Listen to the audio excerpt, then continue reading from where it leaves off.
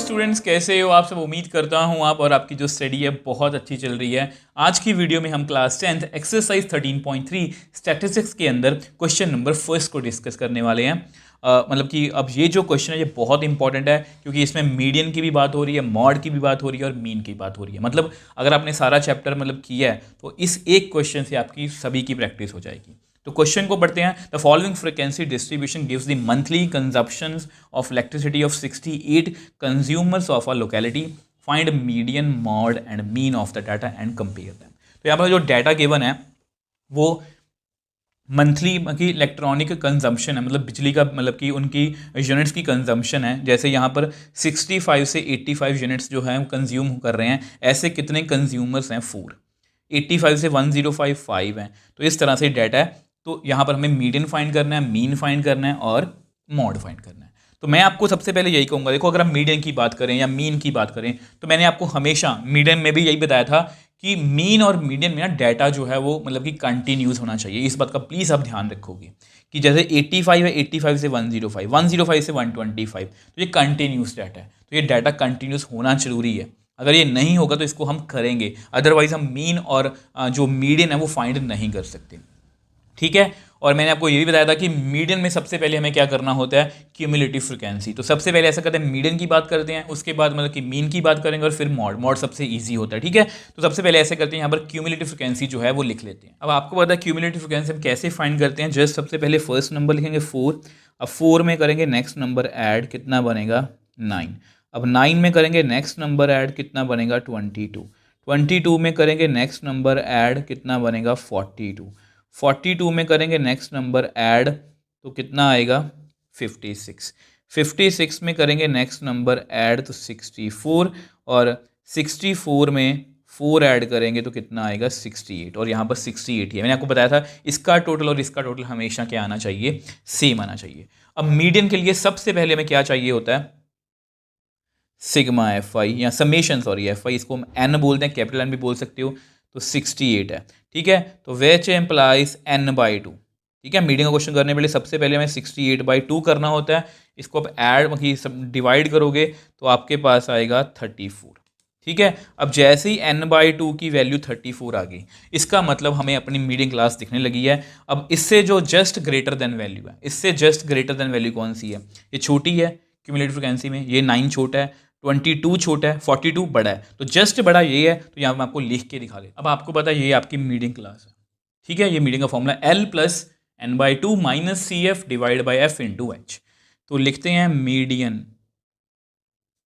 अब L कितना आएगा यहाँ पर, जो मीडियन क्लास है 125, n/2 हमने 34 निकाला था, ये रहा आपके सामने CF। अब आपको पता है ये होता है CF, इसके जस्ट ऊपर क्या होता है CF। तो कितनी वैल्यू है इसकी 22 डिवाइड बाई F कितना है 20। ठीक है।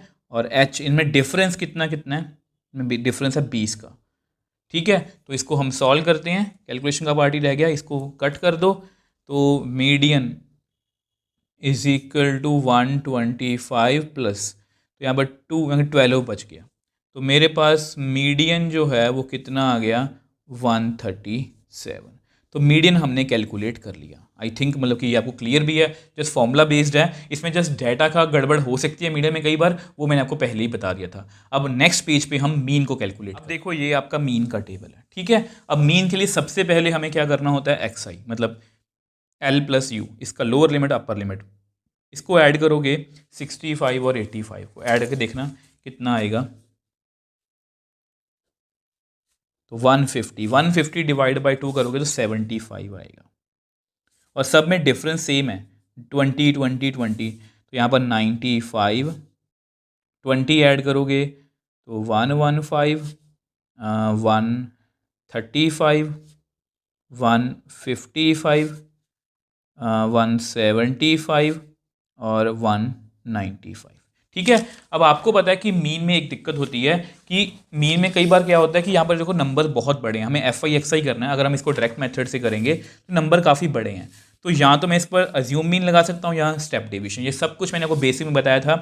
तो ऐसा करते हैं, सबसे पहले ऐसा करते हैं, यहाँ पर ना अज्यूम मीन लगाने की कोशिश करते हैं, देखते हैं कितना नंबर छोटा होता है। तो XI माइनस किसी भी एक नंबर को अज्यूम मीन मान लेते हैं जैसे ये हमारा क्या है ए, इससे नंबर ऑफ टर्म्स कुछ छोटी हो जाएंगी। तो देखते हैं हमें कोई फ़र्क पड़ता है या नहीं, तो उसके बाद स्टेप डिविजन कर लेंगे, नहीं तो यहीं से हम क्वेश्चन अपना जो है कंप्लीट कर देंगे। तो इसमें से अगर माइनस करोगे तो आई थिंक आएगा -65। ठीक है, मुझे लगता है नंबर बड़े ही आएंगे, तो सॉरी -60 आएगा। देखो यहाँ पर 60 आया ना, तो 95 अगर माइनस करोगे तो -40 आएगा, इसको माइनस करोगे तो -20 आएगा, 0, फिर 20, 40 और 60। ठीक है, और मुझे लगता है कि इन नंबर को मैं मल्टीप्लाई कर सकता हूँ। नंबर देखने बड़े हैं बट पीछे 0 है। 4 6 24 तो 240 आ जाएगा, मतलब ये कैलकुलेशन हमारे लिए ईजी है। तो ऐसा करें, टेबल जो है वो कंप्लीट कर। अब देखो ये कैलकुलेशन जो है आपको सीधा डायरेक्टली करके दिखाऊंगा ताकि आपको पता है कितनी ईजी है। ठीक है, इसको मल्टीप्लाई करना थोड़ा सा मुश्किल है, बट इसको बहुत 4 6 24 तो -240, 5 को 4 से करेंगे 20 तो -200, 13 को 2 से करेंगे तो 26 मतलब 260, यहाँ पर 0, इसको इससे करेंगे तो 280 आएगा, 8 4 सा 32 मतलब 320, 60 को 4 से करेंगे तो 240। ठीक है, अब इनको अलग से ऐड कर लेते हैं। इनको ऐड करोगे तो 0, 4 और 6 10, फिर 0 आ गया, 1 कैरी हो गया तो -700। इनको भी ऐड कर लो, 0, 14, 1 कैरी हो गया, 6 और 8। तो हमारे पास इनको अगर सब्ट्रैक्ट या ऐड करोगे तो आपके पास आएगा 140। मैं आपको फॉर्मूला लिख के, अब देखो ये आपका मीन का फॉर्मूला है, जिसको FI से मल्टीप्लाई उसका सम डिवाइड बाय टोटल सम। ठीक है, अब अज्यूम मीन को माइनस किया था, इसको प्लस कर दो। अज्यूम मीन कितना है हमारा 135, FIDI 140 डिवाइड बाय 68। तो अगर आप 140 को 68 से डिवाइड करोगे तो यहाँ पर आपके पास आएगा 2.058 अप्रॉक्सीमेटली। ठीक है, तो हमारा मीन यहाँ पर कितना आ गया, तो 2 इसमें ऐड करोगे तो 137.05 इतना लिख लो। ठीक है, तो ये हमारा मीन है। तो मीन को भी हमने बहुत ईजिली कैलकुलेट कर लिया। आप चाहो तो स्टेप डेविएशन भी कर सकते थे, बट मेरे अकॉर्डिंग ये सफिशिएंट था।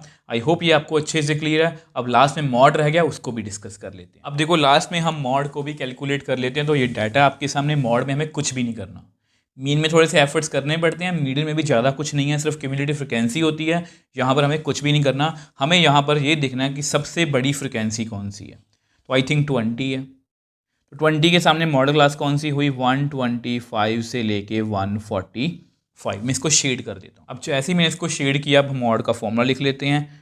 तो इकट्ठे लिखेंगे L plus F1 minus F0 upon 2F1 minus F0 minus F2 into H। ठीक है, इसको बार बार लिखेंगे तो हमें याद हो जाएगा। अब आपको पता है कि अब हमारा L की वैल्यू कितनी है। L मॉडल क्लास की लोअर लिमिट 125, F1, अब ये आपका F1 होता है, F1 के ऊपर F0, उसके नीचे F2, 0 1 2। ये याद रखने का तरीका है। F1 है हमारा 20, F0 है हमारा 13, 2 इंटू 20 माइनस F0 13, F2 14। ठीक है, इंटू H। अब H मतलब इनमें डिफरेंस कितना है, 20 का। तो इसकी कैलकुलेशन ही करनी है तो वो कर लेते हैं, कुछ भी मुश्किल तो है ही नहीं है इसमें। तो 125 7 आ गया, नीचे 40, इनको ऐड करोगे तो 27 इंटू 20, तो 125 प्लस 140 डिवाइड बाय 13। इसको डिवाइड करेंगे तो हमारे पास आएगा 125 प्लस 10.76 अप्रॉक्सीमेटली मैंने लिखा है। तो मॉड हमारा कितना आ गया, 135.76। तो इस तरह से मैंने तीनों वैल्यूज़ लिख के दिखाई हैं, मीडियन, मीन और मॉड। ये ऑलमोस्ट सभी सेम है, क्योंकि उन्होंने बताया था कि इनका कंपैरिजन कर दो, तो और इसमें कुछ भी नहीं है। मेन आपको मीडियन, मीन और मॉड किस तरह से कैलकुलेट होता है ये आपको पता होना चाहिए। और बिलीव मी, मैं आपको बात बताता हूँ, अगर आपने तीनों क्वेश्चन में एक क्वेश्चन को तीनों में मीन, मीडियन, मॉड निकाल ली ना, मतलब आपका 8 मार्क का पेपर जो है वो फाइनल में ऑलमोस्ट डन है, क्योंकि आपको अराउंड 8 मार्क्स का पेपर आएगा। ये मैं आपको सबसे पहले बेसिक में बताया था। आई होप ये क्वेश्चन आपको अच्छे से क्लियर है। अगर फिर भी कोई डाउट है मुझे नीचे कमेंट बॉक्स में लिख सकते हो, मुझे इंस्टाग्राम टाइम पर मैसेज भेज सकते हो, मैं हमेशा आपका रिप्लाई करता हूँ। अगर आपको वीडियो थोड़ी सी भी हेल्पफुल लगी तो वीडियो को लाइक कीजिए, शेयर कीजिए और इस चैनल को सपोर्ट कीजिए।